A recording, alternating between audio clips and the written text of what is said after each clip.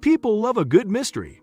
We wonder who Jack the Ripper really was, or what happened on Malaysian Airlines Flight 370, or what is the secret of the Bermuda Triangle. Certain mysteries are mysteries no more, thanks to scientific tools that perhaps didn't exist at the time of the occurrences. Investigators have been able to figure out the solutions to many earlier puzzles. Sometimes the researchers simply get lucky.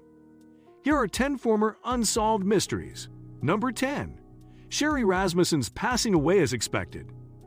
In 1986, Sherry Rasmussen was having a wonderful time with her new husband, John Rutten, whom she had been married to for 3 months. According to CBS News, their condominium was broken into, and Rasmussen, who was 29 years old, was found dead at the scene after being battered and shot.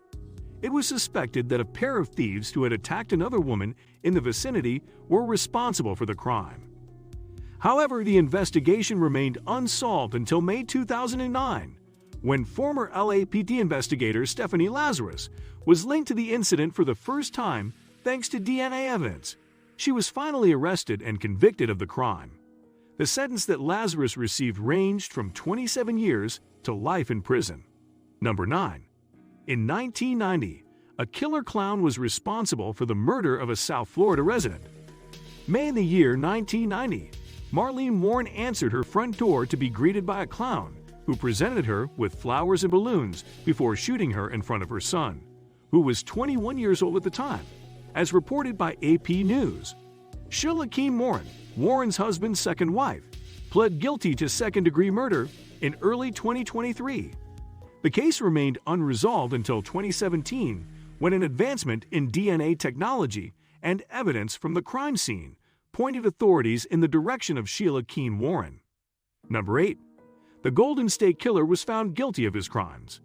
During the 1970s and 1980s, the East Area Rapist, who would later be referred to as the Golden State Killer, terrorized some regions of the state.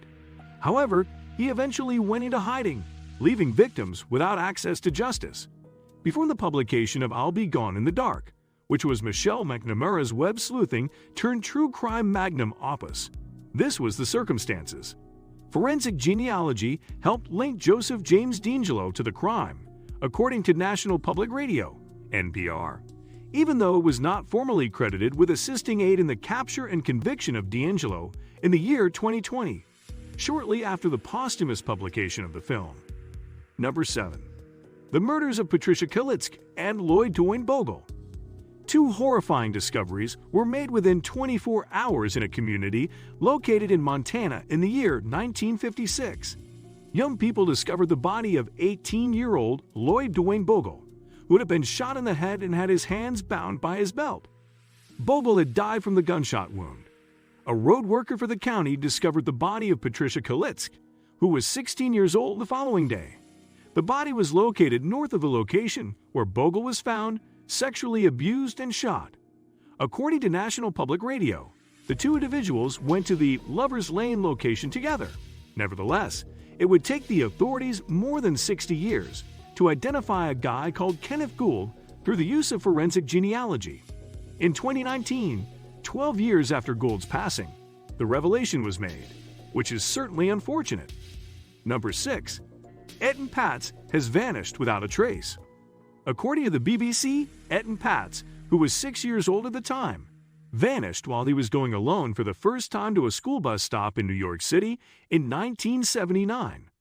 Patz was one of the first children to be featured on a milk delivery box.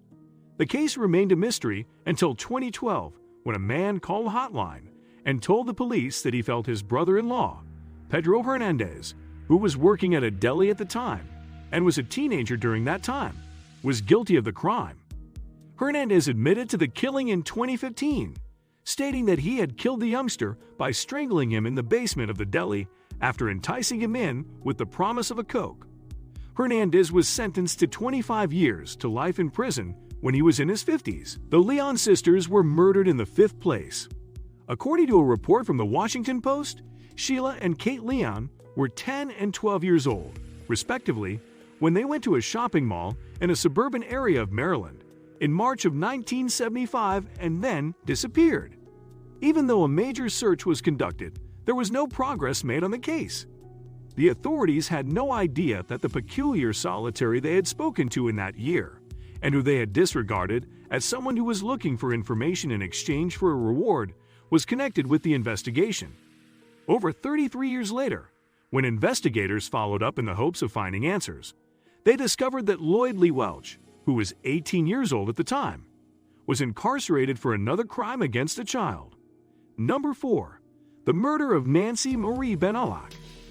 In 1970, Nancy Marie Benelak was a court reporter in Sacramento, California, and she was 28 years old when she was stabbed to death outside of her apartment. With the assistance of forensic genealogy, it was determined in 2015 that Richard John Davis, a man who lived in her apartment complex, was the one who cruelly murdered her. According to the Sacramento Bee, Davis perished in the year 1997. Number 3. Central Park Jogger Case. In 1989, 5 teenagers of African American and Latino descent were falsely accused of assaulting and raping a lady called Tricia Maley, who was 28 years old at the time. Maley was jogging in Central Park in New York City.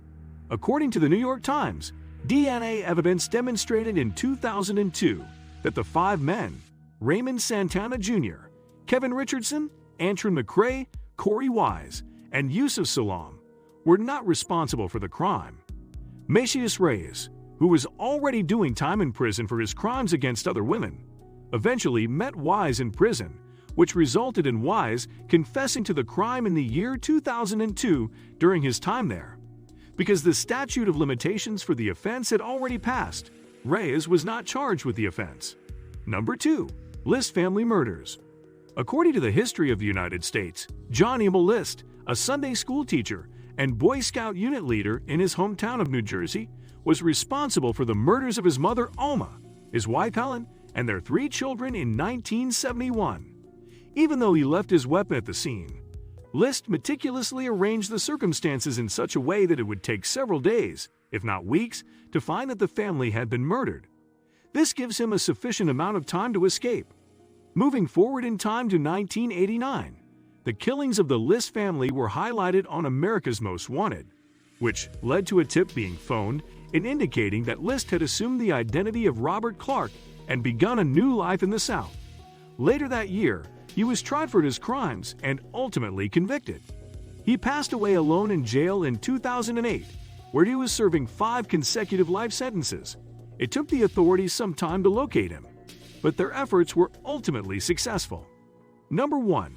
The murder of George and Catherine Peacock.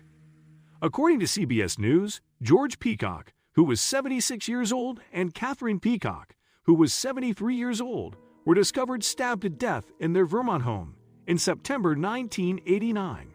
There was no evidence of forced entry. Even though their then son-in-law, Michael Anthony Louise, was identified as a suspect 2 years later, there would not be sufficient evidence to link him to the crime until May 2020. In May of that year, forensic testing confirmed a DNA match to George Peacock in a spot of blood that was found inside Louise's car at the time of the murders. So this is the end of our today's video. Do you like it? Kindly give your valuable response in our comment section below.